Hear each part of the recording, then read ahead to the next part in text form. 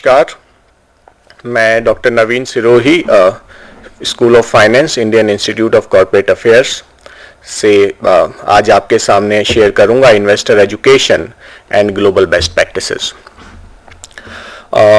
Before we move forward, I would like to share with you why investor education is important. Why it is important from two perspectives, एक investor perspective, individual perspective and overall macro level perspective, economic perspective. See, investor education from the investor perspective is critical because every investor as a financial consumer should make right money decisions. जो भी आपकी income है, जो आपका पैसा है, मेहनत से कमाया हुआ पैसा है, उसको आप अच्छे से सेव करें, अच्छे से खर्च करें, अच्छे से बचत करें, अच्छे से निवेश करें. ये ज़रूरी है जिससे कि आपकी आगे की पूरी अपनी जो आपके फाइनेंशियल गोल्स हैं और जो फाइनेंशियल जिम्मेदारियां हैं वो आप पूरी निभा पाएं. लेकिन इसका दूसरा पहलू भी है, वो है macro level perspective, economic perspective. जब एक एक करके सभी निवेशक, सभी इन्वेस्टर्स एक एफिशिएंट इन्वेस्टमेंट डिसीजंस लेंगे और पैसे का सदुपयोग होगा तो वो मिलजुल के एक राइट इन्वेस्टमेंट क्यूमुलेटिव बन जाता है और वो राइट इकोनॉमिक ग्रोथ को वो बहुत ज़्यादा हेल्प करता है. और बहुत सारी स्टडीज़ हुई हैं जिन्होंने ये सजेस्ट किया है कि अगर निवेशक जो हैं वो जागरूक रहेंगे, निवेशक जो है वो अपने पैसे का अच्छे से इस्तेमाल करेंगे, सही निवेश करेंगे, तो देश की जो इकोनॉमिक ग्रोथ है उसमें बहुत बड़ी हेल्प होती है. Taking it forward, friends, now let's understand the need for investor education from the investor point of view. As you can see on this slide, an investor is nothing but a consumer. To be more specific, he is a financial consumer. Who is a consumer? A consumer is a person who has a need and he wants to satisfy that need by buying some product or service, and he basically buys it by giving his money.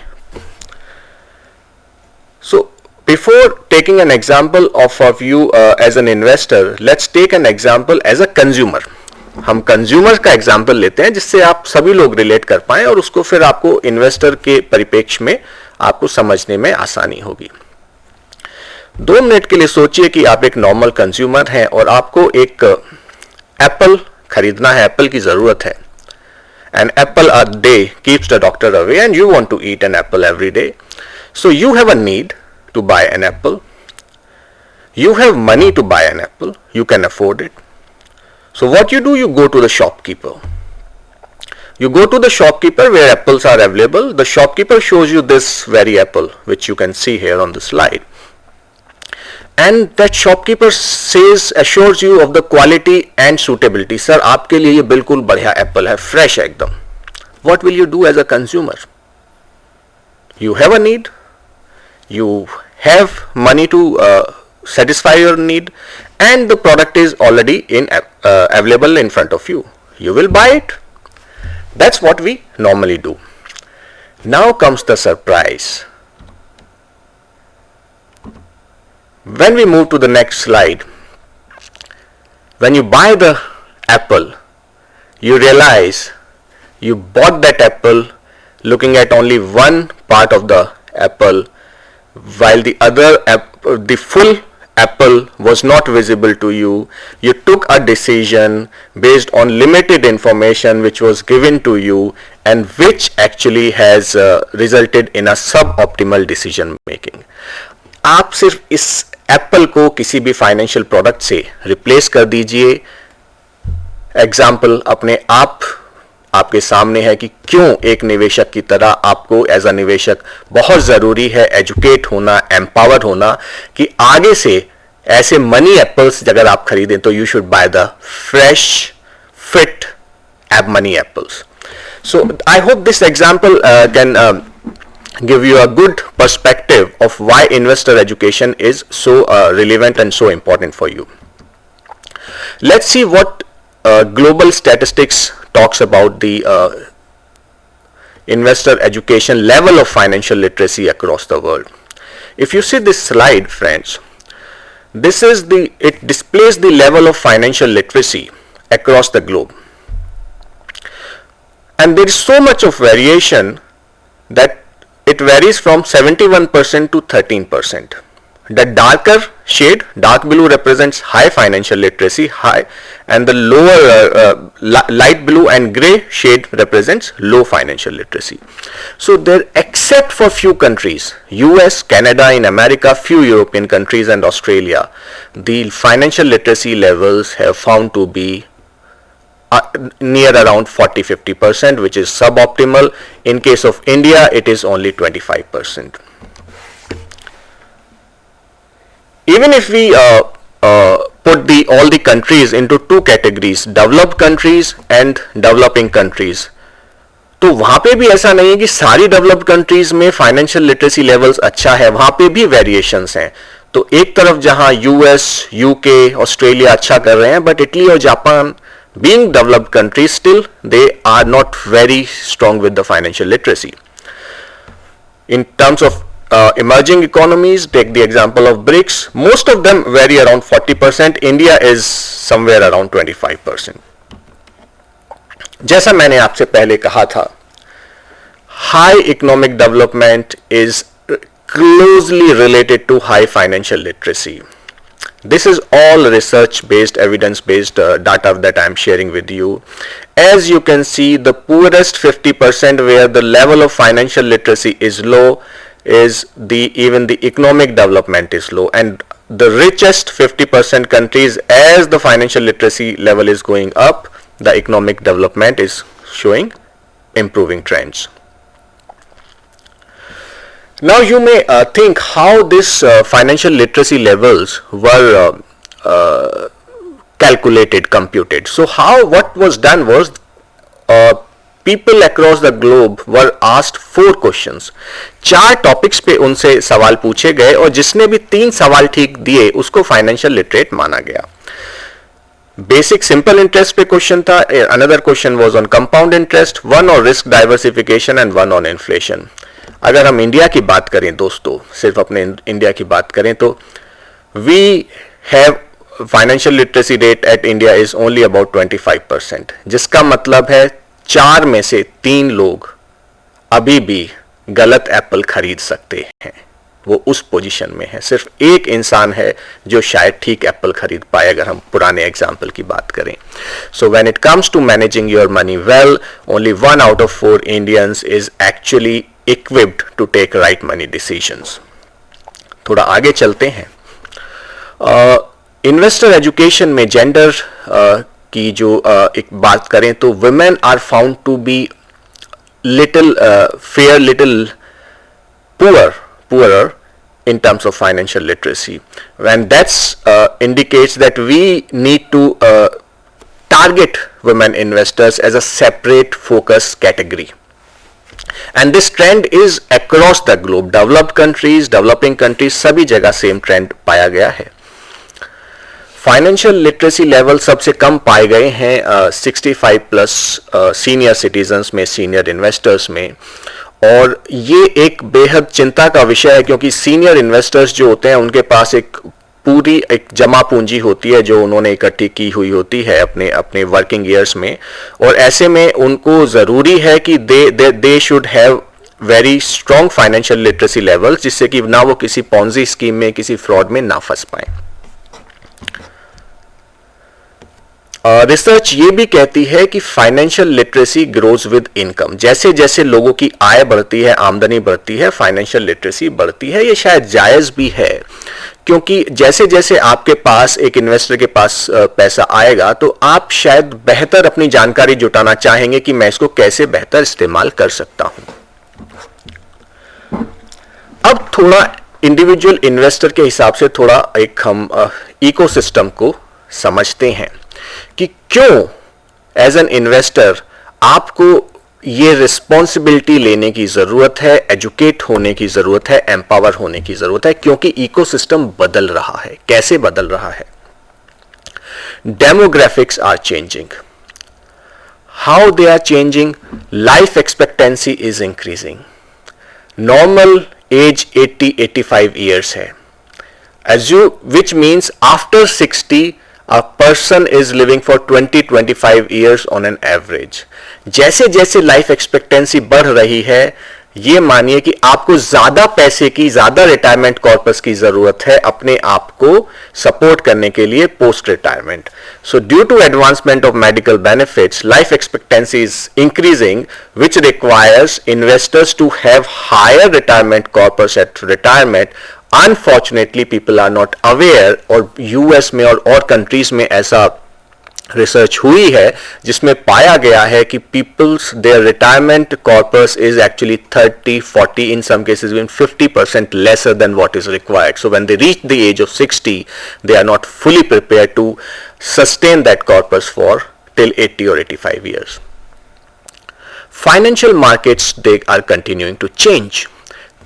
So many financial products are coming. Complexity increase कर रही है. नए नए innovative financial products आ रहे हैं. पहले simple insurance policy होती थी, अभी insurance policies में इतने variants हैं, mutual funds में इतने variants हैं, इतने options हैं. So इससे confusion बढ़ रहा है, complexity बढ़ रही है, और आपके पास as an investor अगर आप अपने आप को जागरूक करना चाहते हैं तो अब आपको जागरूक रहना आपकी जरूरत है, क्योंकि आपको adapt करना पड़ेगा इस बदलाव के साथ. एम्प्लॉयमेंट और पेंशन सिस्टम्स बदल रहे हैं, दो अलग चीजें. एम्प्लॉयमेंट, रेगुलर एम्प्लॉयमेंट अब ऑलमोस्ट कम होता जा रहा है. पहले होता था आप जॉब में गए, 60-65 पे रिटायर हो गए, पर वो अब एम्प्लॉयमेंट सिस्टम खत्म होता जा रहा है. प्राइवेट, कॉन्ट्रैक्चुअल, शॉर्ट टर्म एमेंट ज्यादा है, और ऐसे में जब आपकी स्टेबल इनकम फ्लो नहीं है, स्टेबिलिटी नहीं है, तो आपको एज एन इन्वेस्टर एजुकेशन की और ज्यादा जरूरत है, because you really need to have make right money decisions. Pension systems are also changing. दुनिया भर में सरकार और एम्प्लॉयर्स पेंशन की जो जिम्मेदारी है वो अब इन्वेस्टर्स पे डाल रहे हैं, और इन्वेस्टर्स इसके लिए तैयार नहीं है. ये पैराडॉक्स है. सरकारें और एम्प्लॉयर्स पेंशन की, पोस्ट रिटायरमेंट की बेनिफिट्स की जो हम बात करें, जो 60 to 80-85 की मैं बात कर रहा था, उसकी जिम्मेदारी अब इन्वेस्टर्स पे जा रही है, शिफ्ट हो रही है, और इन्वेस्टर्स उसके लिए रेडी नहीं है. तो अब इन्वेस्टर्स को रेडी होना भी पड़ेगा, ये बेहद जरूरत है. ज्यादा से ज्यादा लोग फाइनेंशियल मार्केट्स में जुड़ रहे हैं. अगर हम इंडिया की ही बात करें तो कोविड के समय में बहुत ज्यादा डीमैट अकाउंट्स खुले, म्यूचुअल फंड्स में इन्वेस्टमेंट बढ़ा, नए नए लोग फाइनेंशियल मार्केट से जुड़े हैं. जितने ज्यादा लोग जुड़ रहे हैं उतना ही ज्यादा लोगों को इन्वेस्टर एजुकेशन की जरूरत है. Consequences of poor decision making are very high. एक गलती आपको बहुत भारी पड़ सकती है, क्योंकि कॉम्प्लेक्सिटी बढ़ रही है, इन्वेस्टिंग अमाउंट बढ़ रहा है. तो क्योंकि गलतियां भारी पड़ सकती हैं, तो जरूरी है आप वो गलतियां ना करें, और वो गलती ना करने के लिए investor education is required. And we have found from the research that financial literacy is low as required in the change circumstances. So globally हो क्या रहा है दोस्तों? इस बैकग्राउंड में जो ट्रेडिशनल फाइनेंशियल लिटरेसी कॉन्सेप्ट था, अब हम उससे मूव कर रहे हैं, और देश भर की सरकारें, जो हमारी आईपीएफ अथॉरिटी इंडिया में काम करती है इन्वेस्टर एजुकेशन और अवेयरनेस में, अब हम traditional narrow concept of financial literacy से अब हम आगे आ रहे हैं. We are moving to a modern wider concept of financial capability. दोनों में फर्क क्या है? फाइनेंशियल एजुकेशन और फाइनेंशियल जो लिटरेसी, जो टिपिकल ट्रेडिशनल तौर पे सिर्फ नॉलेज पे फोकस करता है कि सिर्फ नॉलेज पास करो, लेकिन ये रिसर्च में पाया गया कि खाली जानकारी देने से लोग जागरूक नहीं हो रहे हैं. उनको जागरूक होने के लिए, और जो हमारा एंड पर्पस है कि वो सही बचत करें, सही निवेश करें, सही से खर्चा करें, सही तरीके से लोन लें, उसके लिए जरूरी है उसमें फाइनेंशियल नॉलेज के साथ साथ फाइनेंशियल बिहेवियर, फाइनेंशियल एटीट्यूड का सही होना, और फाइनेंशियल इंक्लूजन का होना. सो we are moving from traditional financial education to the financial capability concepts, and financial capability is comprising of these four factors: financial education, financial behavior, financial attitude and financial inclusion. And idea है कि आपकी financial well-being, आपके पास sufficient income हो, आपके पास assets हो, आपको खर्च करने का तरीका आना चाहिए, कैसे आप बजट बनाएं और आमदनी से कम ही खर्च करें, ज्यादा खर्च ना करें, कैसे सही क्रेडिट लें, क्रेडिट कार्ड पर्सनल लोन के चक्कर में ना पड़ें, जितना आप अफोर्ड कर सकते हैं सिर्फ उतने ही लोन लें, और कैसे अपने आप को प्रोटेक्ट करें, लाइफ इंश्योरेंस से प्रोटेक्ट करें, मेडिकल इंश्योरेंस से प्रोटेक्ट करें, कैसे अपने एसेट्स को प्रोटेक्ट करें, अपने घर को, कार को. तो ये सब जब जानकारी होगी, तो ये अगर आप सब कर लेंगे तो it leads to financial wellbeing. That is the end outcome जो हम सभी लोग चाहते हैं निवेशकों के लिए. Coming to global best practices, थोड़ा समझते हैं कि दुनिया भर में इन्वेस्टर एजुकेशन को कैसे आगे ले जाया जा रहा है. तो ये कुछ बिंदु हैं जिस पे अब हम चर्चा करेंगे अगले कुछ 10 मिनट में. पहला है national agency strategy and baseline survey. सबसे पहले एक नेशनल एजेंसी होनी चाहिए, एक डेडिकेटेड एजेंसी होनी चाहिए जिसका काम ही इन्वेस्टर एजुकेशन और अवेयरनेस हो. And thankfully in India we have now Investor Education and Protection Fund Authority, जिसको सरकार ने मैंडेट किया है कि काम ही इन्वेस्टर एजुकेशन, अवेयरनेस और प्रोटेक्शन का है. So that agency is in place now in India. The next is to have a strategy, a national strategy. कैसे एजेंसी काम करेगी, हम काम कैसे लेके जाएंगे. Recently India has last year has come up with its next 5-year national strategy for financial literacy, और उसमें it's a good document, 60-70 pages document, जिसमें पूरा एक विजन है, एक रोड मैप है कि कैसे हम इन्वेस्टर एजुकेशन को आगे लेके जाएं. Investor education, financial literacy can be used synonymously. Baseline survey बहुत जरूरी है. बेसलाइन सर्वे से हमें जरूरी है ये समझना कि 130 करोड़ लोगों की जनसंख्या को we cannot have a one size fit all approach. We cannot have one kind of advertisements, one kind of knowledge material suiting all the 130 crore people. Different people of different age groups, of different regions, of different income groups may have different challenges, and they may require different types of investor education. और ये baseline survey भी IPF authority एक करा चुकी है. उसमें यहां तक भी हमने इसमें पाया कि लोगों से जानने की कोशिश की कि उनको किस माध्यम को, मोड ऑफ कम्युनिकेशंस को वो प्रेफर करते हैं अगर उन्हें कुछ जानकारी लेनी हो, जिससे कि आईपीएफ अथॉरिटी उन्हीं माध्यमों को यूज कर पाए. The second important thing which is done internationally is having a dedicated website.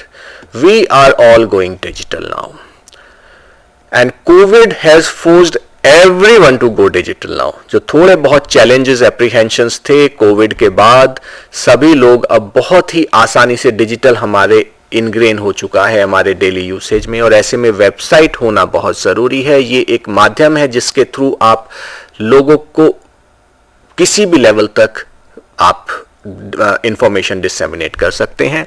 IPF authority का डेडिकेटेड वेबसाइट है, आईपीएफ पोर्टल, जहां पे ऑलरेडी बहुत सारा information, material, TV series, TV commercials, radio jingles हैं, और धीरे धीरे और मॉड्यूल्स भी उसमें ऐड होंगे आपकी जानकारी के लिए. अगला जो एक इंपॉर्टेंट बिंदु है जो जनरली ग्लोबली लोग काम कर रहे हैं, वो है life cycle approach. This is again a very critical point. Investor education is not a one-time activity. It's not a one dose of vaccination कि आपने 18 साल में दी and it is takes care of you for 85 years. It is an ongoing requirement because आपके life cycle के हिसाब से आपके goals, आपके फाइनेंशियल चैलेंजेस, रिक्वायरमेंट्स अलग होते हैं. जब आप टीनेजर एज में हैं तब आपको कैसे क्रेडिट कार्ड्स और इसका बेटर यूज करना है, इससे कैसे ओवर डेट से बचना है, रिक्वायरमेंट्स अलग होंगी, सेव करना है। जब आप सेटल होने लगते हैं तो आपके फाइनेंशियल गोल्स आने लगते हैं। You have to buy a car और मे बी अ हाउस, और you have to get married. Then once you have kid, तो आपको बच्चों की एजुकेशन के लिए प्लानिंग करनी है, बच्चों की मैरिज के लिए प्लानिंग करनी है, फिर साथ साथ रिटायरमेंट के लिए प्लानिंग करनी है। और जब आप रिटायरमेंट की स्टेज में आते हैं तो पोस्ट रिटायरमेंट आप अपने कॉर्पस को कैसे ठीक से निवेश करेंगे कि आपके पोस्ट रिटायरमेंट लाइफ ठीक से रहे। तो पूरी लाइफ साइकिल अगर हम देखें, एक लाइफ साइकिल अप्रोच हमें चाहिए। Again, we cannot have a single approach to cater to all the audience. Next point है integrated approach. We have so many agencies working in this area.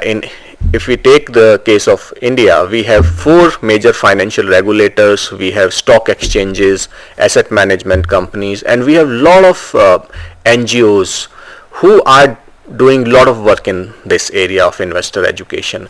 There is a need to bring all of them together and have an integrated approach where they share their resources, they share their information, and all these agencies come together for the common cause. So there is a need for that integrated approach.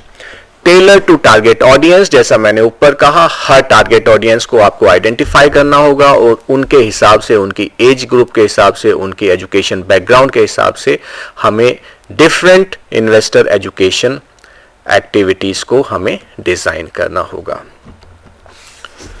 Starts in school, this is another common theme जो globally काफी successful है। In fact by law people are giving investor education in schools. India में धीरे धीरे ये अभी शुरू हो रही है। The idea is we should teach money management at young age, because money management in 21st century is a necessary life skill. It should be taught early in the school level itself. So ये एक global best practices है जिसको हमें follow करने की ज़रूरत है। Local distribution. Local distribution is very critical for a big country like India, which is actually like a mini subcontinent because of different languages, different cultures, different dialects.